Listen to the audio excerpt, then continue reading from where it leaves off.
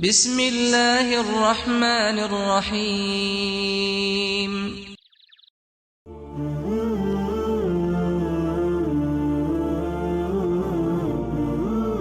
حازم نے بیان کیا ان سے محمد بن سیرین نے اور ان سے ابو ہریرہ رضی اللہ عنہ نے کہ نبی کریم صلی اللہ علیہ وسلم نے فرمایا، گود میں 3 بچوں کے سوا اور کسی نے بات نہیں کی۔ اول عیسیٰ علیہ السلام۔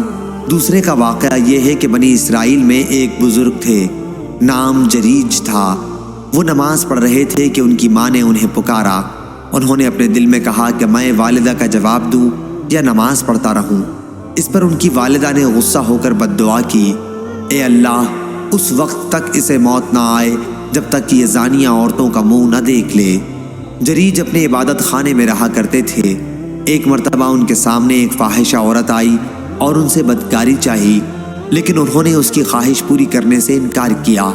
پھر ایک چرواہے کے پاس آئی اور اسے اپنے اوپر قابو دے دیا۔ اس سے ایک بچہ پیدا ہوا۔ اس نے ان پر یہ تہمت دھری کہ یہ جریج کا بچہ ہے۔ ان کی قوم کے لوگ آئے اور ان کا عبادت خانہ توڑ دیا، انہیں نیچے اتار کر لائے اور انہیں گالیاں دیں۔ پھر انہوں نے وضو کر کے نماز پڑھی۔ اس کے بعد بچے کے پاس آئے اور اس سے پوچھا کہ تیرا باپ کون ہے؟ بچہ اللہ تعالیٰ کے حکم سے بول پڑا کہ چرواہا ہے۔ اس پر ان کی قوم شرمندہ ہوئی اور کہا کہ ہم آپ کا عبادت خانہ سونے کا بنائیں گے، لیکن انہوں نے کہا ہرگز نہیں، مٹی ہی کا بنے گا۔ تیسرا واقعہ ایک اور بنی اسرائیل کی عورت تھی، اپنے بچے کو دودھ پلا رہی تھی۔ قریب سے ایک سوار نہایت عزت والا اور خوشپوش گزرا۔ اس عورت نے دعا کی، اے اللہ، میرے بچے کو بھی اسی جیسا بنا دے، لیکن بچہ اللہ کے حکم سے بول پڑا کہ اے اللہ، مجھے اس جیسا نہ بنانا۔ پھر اس کے سینے سے لگ کر دودھ پینے لگا۔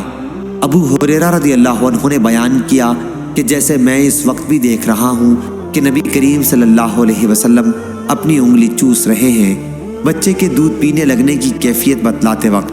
پھر ایک باندی اس کے قریب سے لے جائی گئی جسے اس کے مالک مار رہے تھے، تو اس عورت نے دعا کی کہ اے اللہ، میرے بچے کو اس جیسا نہ بنانا۔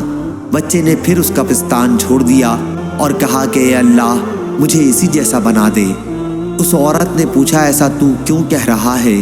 بچے نے کہا کہ وہ سوار ظالموں میں سے ایک ظالم شخص تھا، اور اس باندی سے لوگ کہہ رہے تھے کہ تم نے چوری کی اور زنا کیا، حالانکہ اس نے کچھ بھی نہیں کیا تھا۔